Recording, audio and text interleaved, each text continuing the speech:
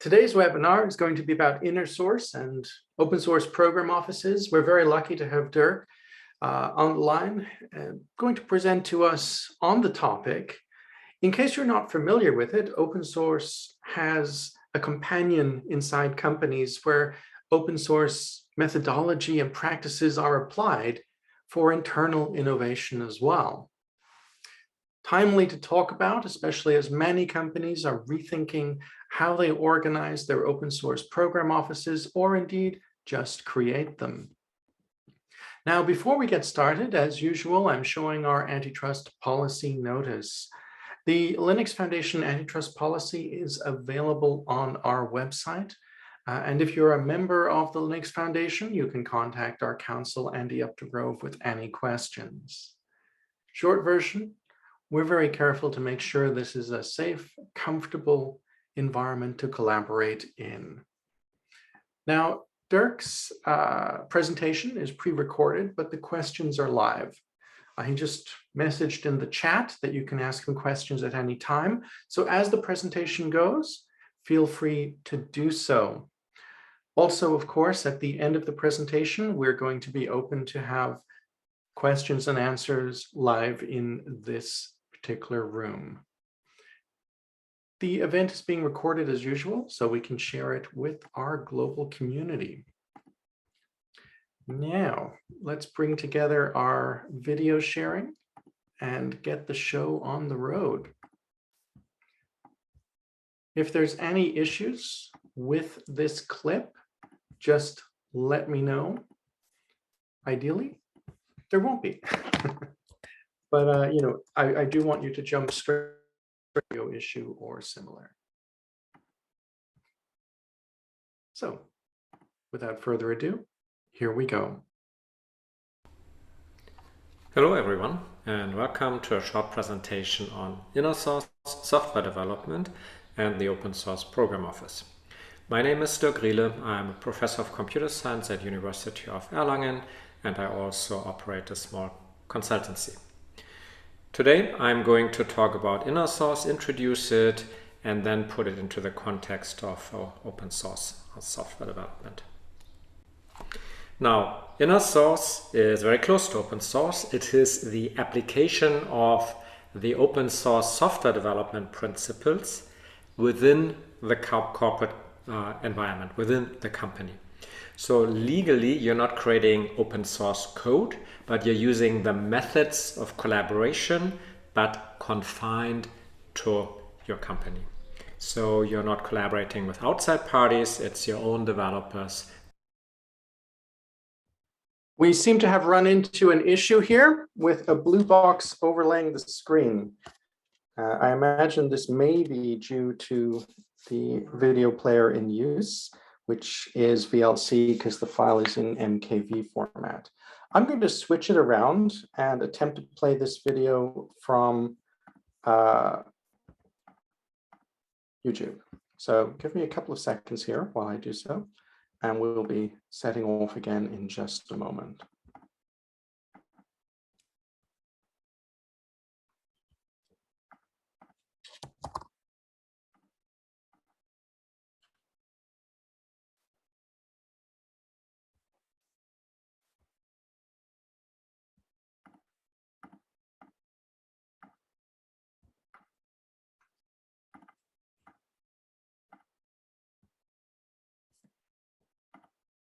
Okay, all. Apologies for that delay, and we're about to restart sharing this. If there are any issues again, just let me know. Hello everyone, and welcome to a short presentation on inner source software development and the open source program office. My name is Dirk Riele. I'm a professor of computer science at University of Erlangen, and I also operate a small consultancy. Today I'm going to talk about inner source, introduce it, and then put it into the context of open source software development. Now, inner source is... Well, that's weird. I have a report that there's still a box going on. Let's restart the entire sharing from scratch and see how that goes. Once again, apologies for these issues. We're about to restart our sharing. And again, if there is any issue, let me know. It's very close to open source. It is the application.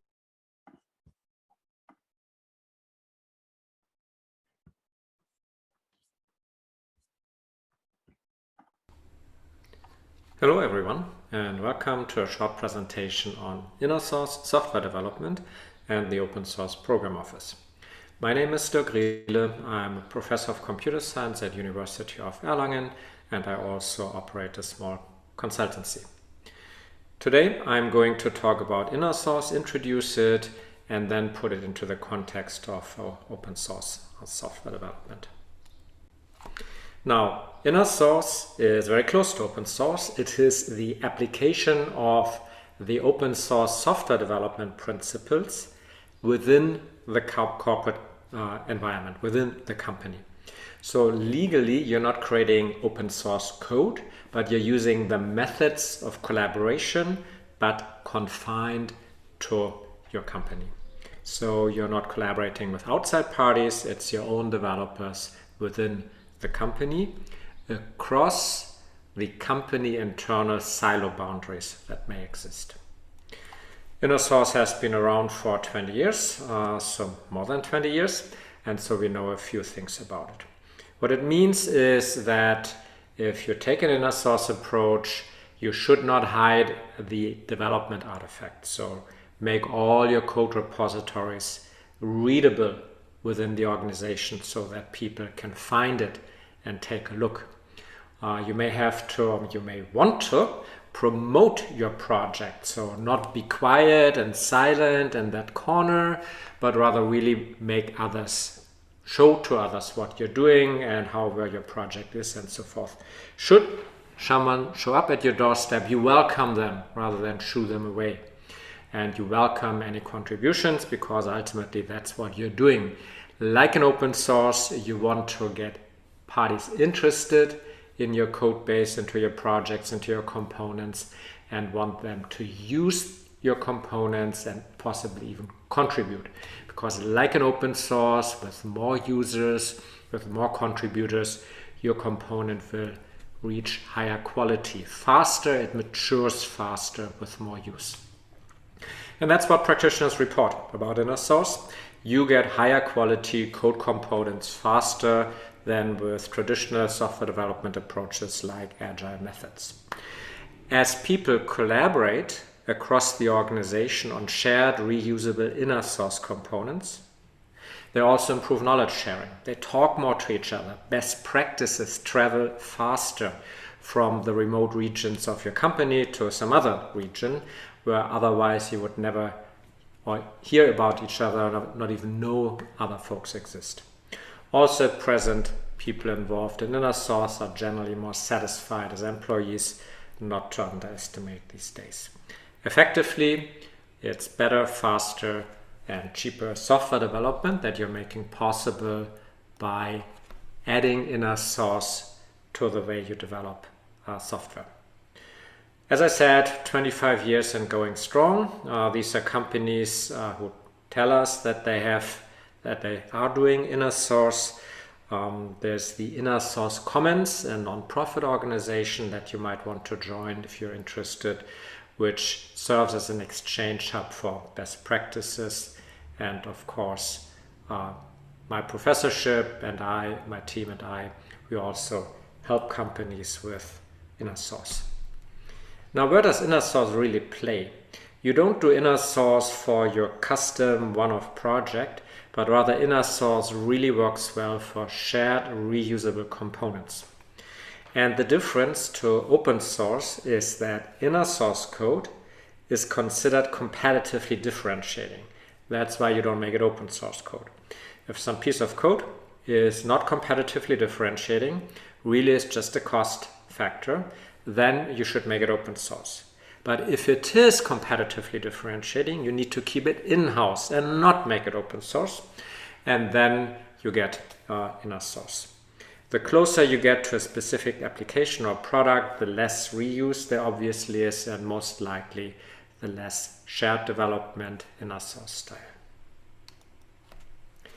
Here is how inner source plays out in practice. Let's assume there is already a reusable component Z, which is used by the developers of component X and Y working on different products. The common situation, the traditional situation with inner source is if there's a bug in component Z and the developers of component X discover it, they will file a bug report, they wait for the developers of component Z to fix it, and eventually they will get that bug fixed. Maybe a week later, maybe months later, depending on the prioritization of the bug fix in the task list of component Z. Now with inner source, the code of component Z is readily available. And while component X developers might file a bug report, if it's taking too long, they might now be able, with inner source, to help themselves. So they look at the code of component Z, they find the bug, they fix it, and they use a copy of component Z with the bug fix for their own products, and thereby do not miss their own market window of opportunity.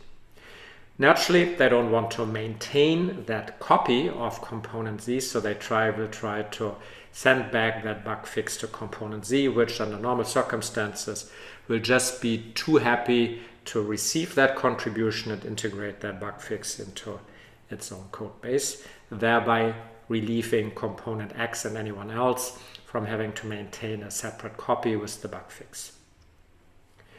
It also works the other way.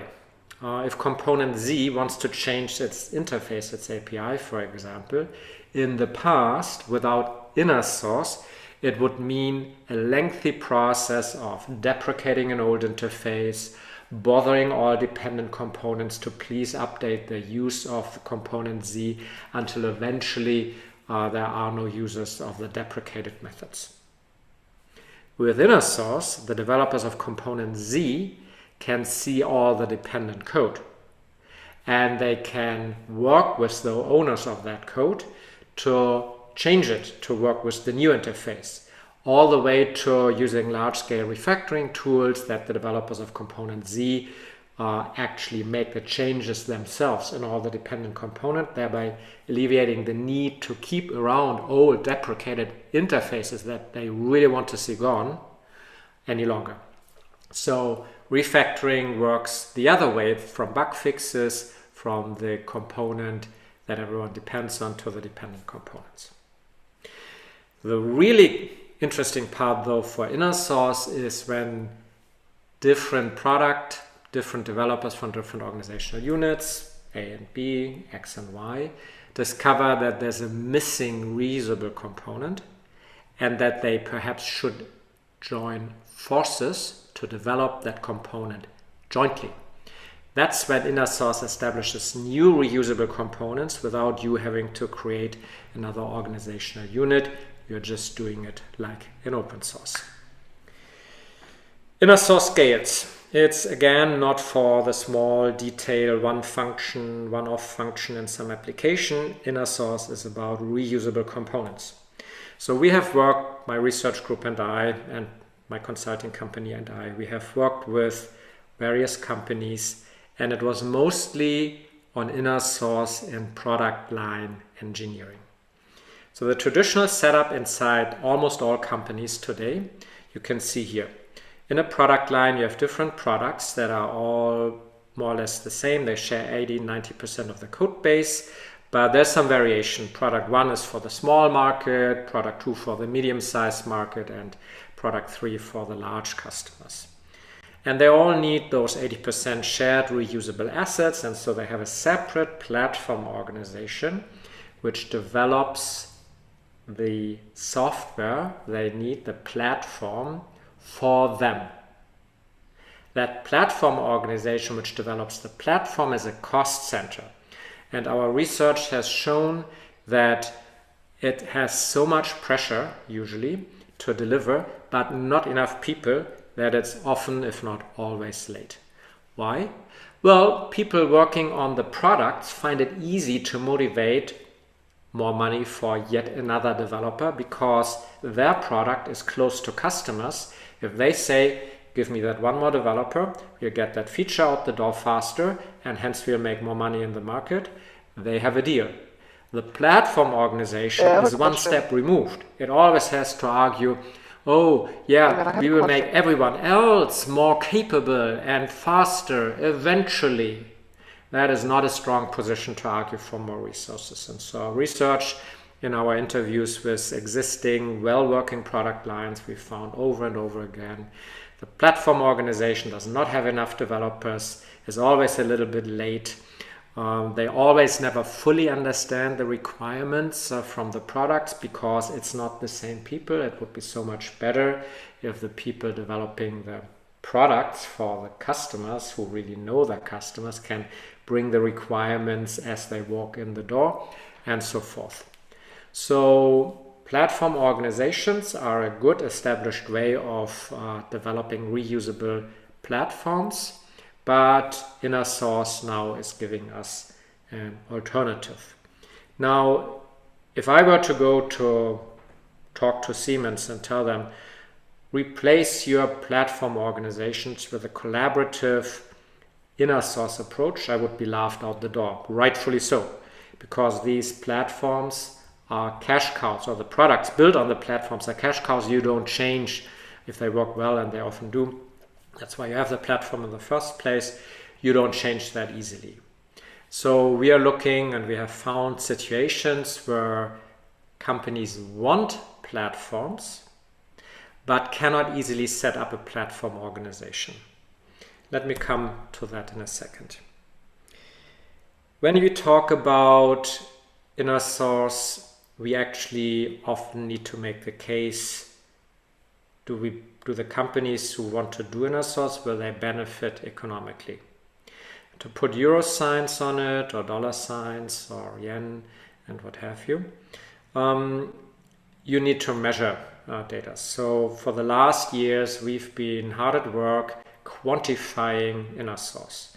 If you talk to Inner Source Commons and other researchers, they will give you best practices like we do, but we are really the only ones who are quantifying Inner Source to be able to put hard numbers to the collaboration and its economic impact.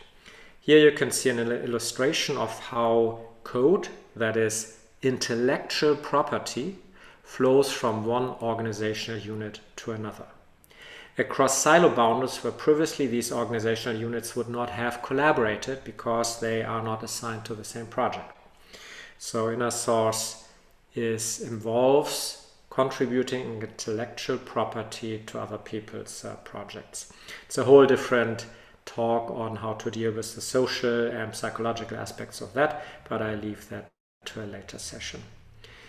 On top of simply measuring the IP flow, we are also putting economic value to it. So we have various algorithms of how we estimate the time, etc., that is needed for a particular commit, and thereby can then get an average or quantifiable value specifically for one commit. Which leads us to a model of Inner Source collaboration where there are intellectual property transactions going on between the parties. Everyone's contributing, and so these contributions are valuable pieces of intellectual property, and you want to understand those and you want to measure those, and that's what we're up to. Now, that transaction perspective gets particularly important if we take the step from one company to multiple. See, Inner Source kind of works out of the box if you're all within one company. You can still have silo boundaries, and I'm sure large companies always have huge silos in even one business unit, one company. But as soon as you go across the boundaries of one company inside a holding structure, you naturally have a silo boundary because you had to set it up like that for legal reasons. As soon as you do that, and as soon as you want to do Inner Source between companies in a holding structure, like all the big automotive OEMs, they're all more or less holding companies of various different business units organized as their own companies. As soon as you do that, you have a taxable event, because now you're moving intellectual property from one business to another business. And hence the tax authorities want to know what's going on. In particular, do they want to know whether you are possibly shifting profits based on IP, based on selling software products or products with software inside, to some other organization. And this possible threat of being complained about as performing profit shifting is something that most companies absolutely want to avoid. So as soon as you collaborate in a large company, in a holding company like a large OEM, and you collaborate across the business units, you need to get a handle on how the IP flows between these companies, and you need to price it, and that's called transfer pricing. The OECD gives us some generic general methods for how to perform such transfer pricing. In order to even get a handle on it in software, you need our transaction-based accounting model, and then you need to also take the right approach, because it is not a simple client service provision like so-and-so, the Indian subsidiary contributes to the mainland, homeland, whatever company. Inner source is collaboration for mutual benefit.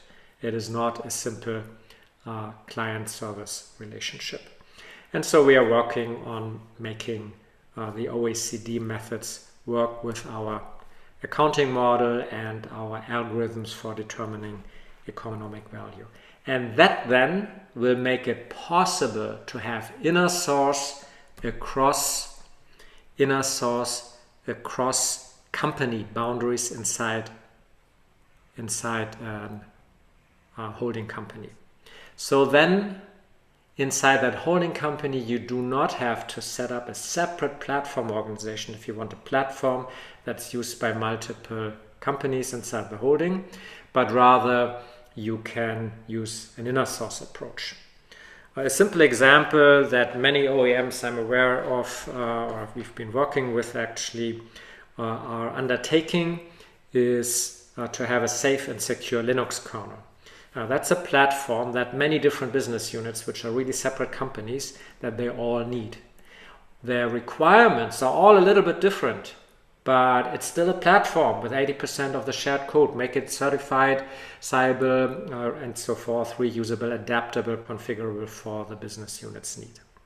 So then you have platform development using inner source across multiple companies inside the holding company. And that finally brings me back to the initial take at how does the open source program office of a company come in. Well, the open source program office is the natural place to not only guide qualitatively how to help developers inside learn inner source, perform inner source, but also the natural place to set up and define the accounting models, the transfer pricing models, etc. All of that is what we call the inner source foundation that the company should have, like the Apache Software Foundation, which governs the development of the Apache projects, or the Linux Foundation, which governs in general its projects, even if it pushes out to the individual projects, the specifics of how to go about the business. So if you're interested in inner source, please be in touch. Here's a simple form where you can give us your email address. We are working, as I said, on inner source in general, qualitatively, but more importantly, we are the ones who want to quantify inner source, to put economic value on the flow of intellectual property, in particular across organizational boundaries that are company boundaries. If you do not get a handle on that, the tax authorities will be on your back. You will have less certainty about how your next tax bill will look like, and you might be in hot water for complaints about you possibly performing profit shifting, which absolutely in Europe is a hot button issue for many large companies as they try to play with different countries and their different tax systems. So here's a link. The QR code gives you access to the same form. It's just one email address, and I hope that you're interested in our work. We are always looking for case study partners where we can take our algorithms, where we can take our software to help you understand inner source and the intellectual property flow, including transfer pricing and accounting for tax purposes, but also for management purposes on what is going on. That's it from me. Thank you very much. I look forward to any questions you might have. And here again is the link. Thanks, and be in touch. Well, we have a ton of questions happening in the chat. So I'm guessing we should let it unfold in the chat. Maybe Dirk, you can answer live to reduce your typing burden, but you sure have your choice of questions to pick from. Over to you.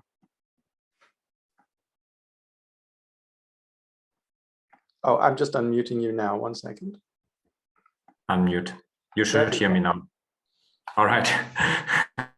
Thanks, Shane. Thanks a lot. Thanks for having me, and for everyone else as well for listening. So I'll happily take the questions from the chat, and let's start from the top. How do companies estimate the price of transactions? Well, the point is, if you want to development, then what you have is the digital traces of people. And so you take a look at the commits, and I even noticed one of my PhD students is in this talk. So what we are doing effectively is measuring time differences, using heuristics and so forth, and thereby at a minimum get a time that it took to perform some work, and then can use labor cost rates to get to a cost of it. From the OECD perspective, that's not necessarily the price. Cost and price are something different, but that's where the additional work comes in. Earlier, someone already asked, well, won't the Workers' Council be on our back then? Yeah, sure. If we were to break out by developer what work they are doing and so forth, then we would probably be in hot water with the Worker Council. But this is not data you need to keep around. That might only be temporary. And so far, we have not, we get this complaint, but we have not ran into it in practical terms. I hope you can hear me all right. My internet connection is not very good this morning. The internet weather, I'm a bit remote right now. It's not that great. So I'm moving on with the questions. It's not just a matter of having all groups operate. That sounds more like a comment. Merge PRs, I think that was a comment. So under the same holding company, the country companies are separate legal entities. Yep. So I don't know how well I came across with this problem that large companies can be a gazillion of companies. So one company we worked with, Deutsche Bahn, just within Germany, so within one country, is about 4,000 companies. And each crossing of intellectual property, if they were all to develop software, each commit that is used across one of such boundaries is a taxable event. So this problem fundamentally scales up very quickly. And if you want to collaborate across the boundaries of a legal entity, you absolutely need to get a handle on that. Does inner source apply only for the internally company? So that's an interesting one. We are focusing on inner source, meaning there's at the minimum a holding company. What Leo Wong is asking about, isn't there a gradual relationship where you work with partners in an ecosystem. So we are not actively working on that, but others have. And the original paper on inner source involved a stage of inner source within a company, partner source, partnering with people.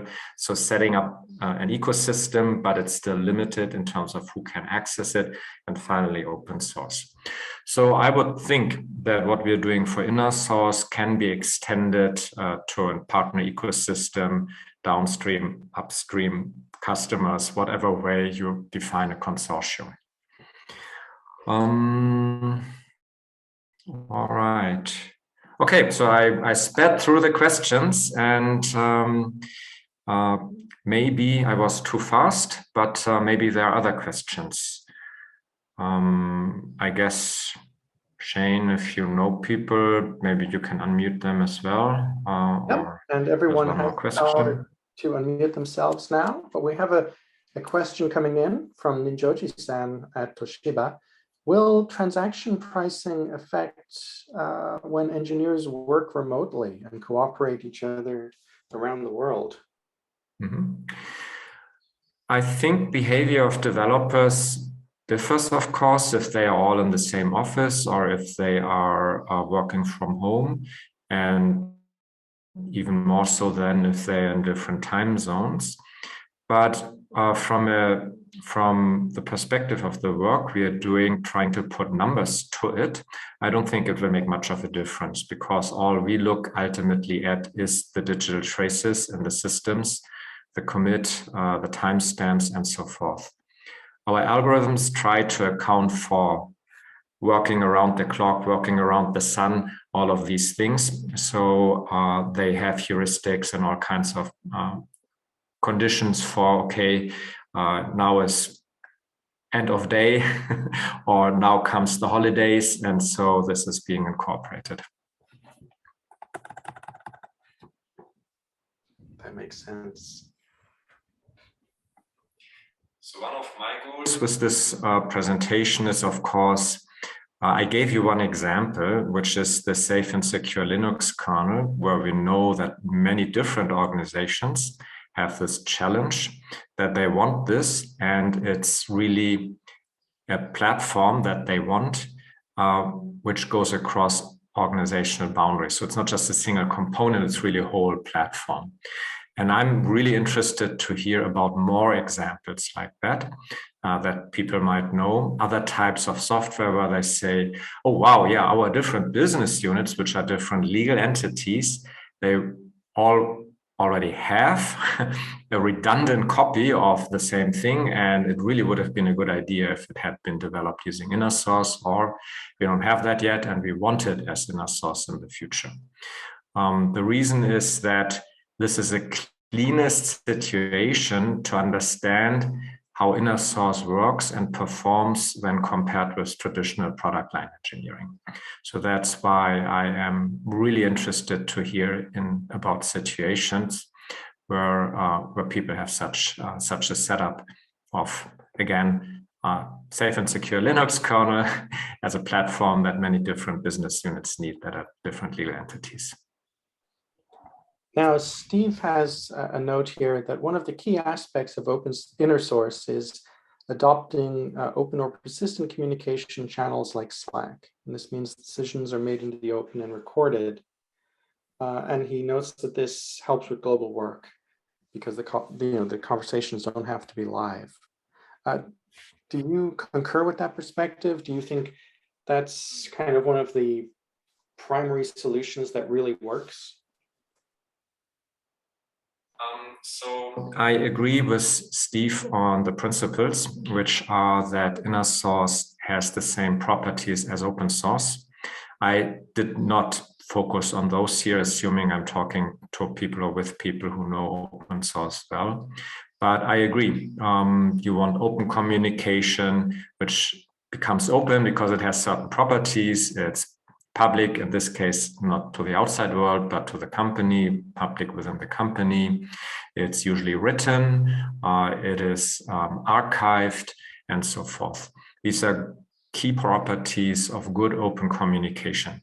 Now, whether Slack is a particular good way of keeping and maintaining that conversation documented so everyone, even years later, can look at how some decision was made, I leave up to you. We use Slack. I'm not sure it's so great for documenting and archiving things, but this is I guess usually the team's choice or the company's choice, which tools to use.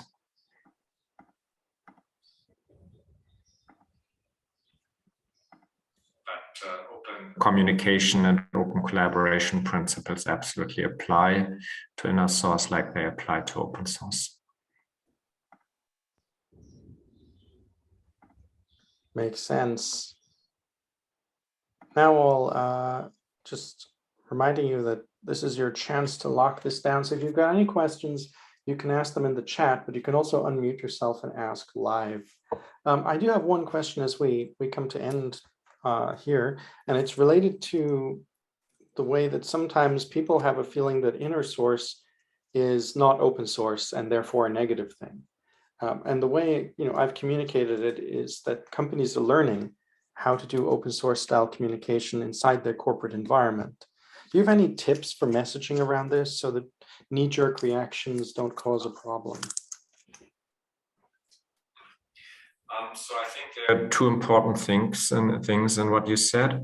One is you can motivate inner source as an on-ramp or learning on-ramp before you fully go open source.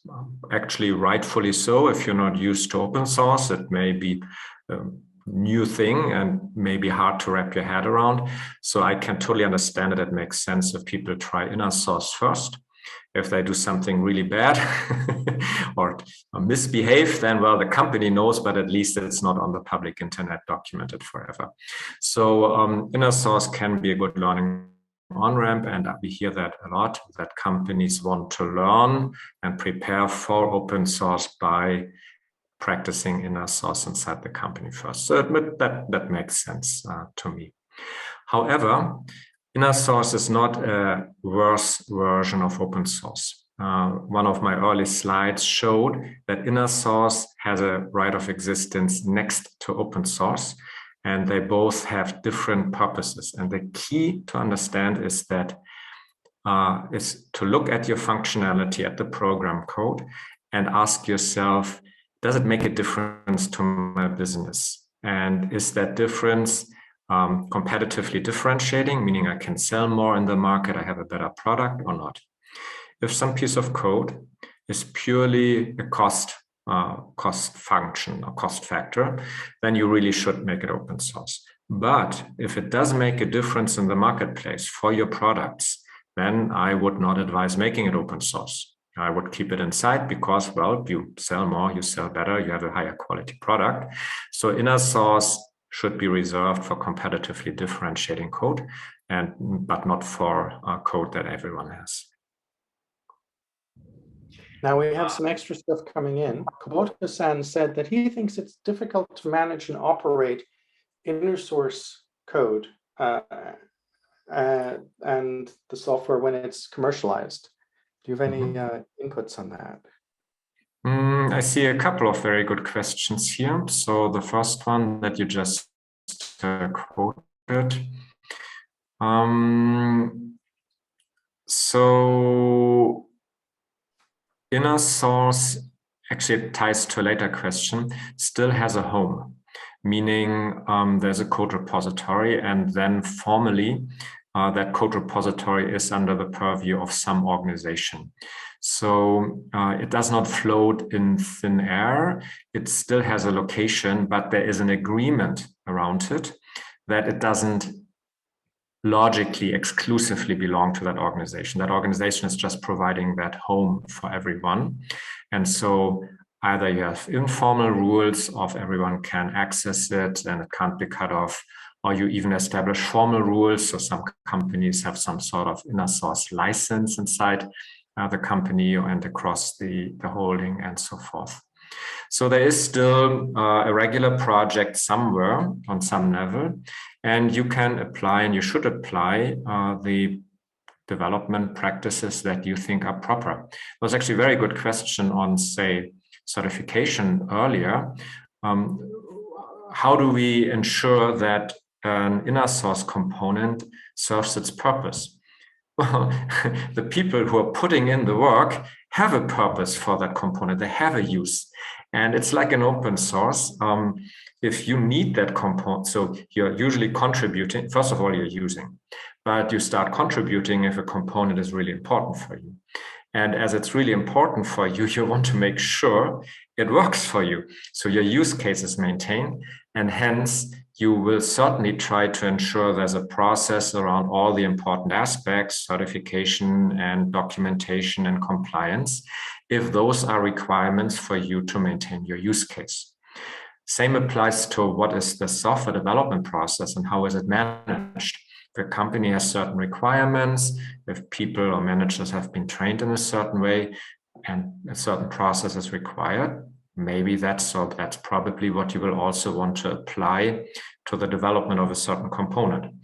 Inner source does not mean necessarily that people make up a random process. They still use the dominant process of the company, or they may vary it in line with what people need from the component. So it's not completely different. So Leo then asked who will be the owner. So as I just said, you need a home, and that organization will be formally the owner. But again, then those who are a bit more cautious will have some sort of internal licensing agreement to make sure everyone feels comfortable contributing. And also that's where we come in with our work on accounting for contributions, accounting for the economic and the intellectual property flows, so that you know who has a share in it and it's documented. All right. And then Anna points out inner source and open source goes hand in hand. Absolutely. As mentioned, sometimes people use inner source to learn for open source, but more often they also do both in parallel. The inner source components. Okay, so I think to pick up the earlier question and the new question, it's different people who asked. Inner source is not the product functionality. Inner source gives you reusable components. The user-facing functions are usually specific to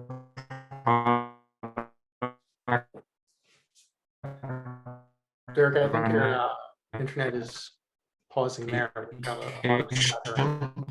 It's the reusable components, the underlying use, and that will be developed as inner source. So what happens?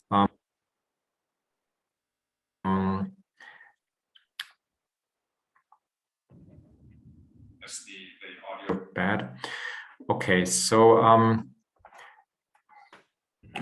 sorry.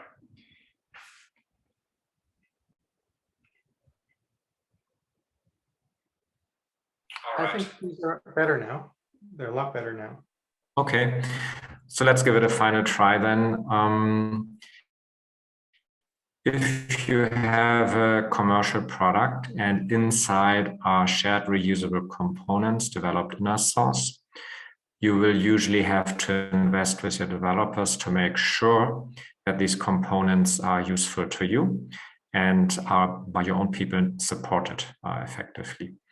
You can set up agreements that you get some support, though that isn't that you're moving away from traditional inner source to something which would feel like commercial inner source, like commercial open source, when you want that support and don't trust the open source project itself. Interesting note from Ninjoji-san that inner source could be pretty difficult in group companies where, of course, suddenly you're dealing with multiple legal entities. Now, that's an interesting challenge. Yeah, so thanks for playing that ball to me. That's exactly what we're working on by quantifying the intellectual property flow across the boundaries of these companies in a group. I call it a holding, because for tax purposes, you absolutely need to quantify that IP flow and the economic value that flows.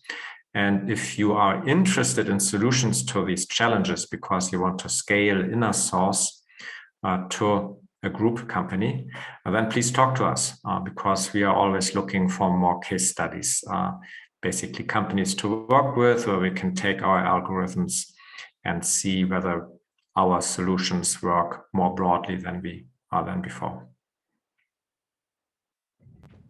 Excellent. Does anyone have a final question for Dirk?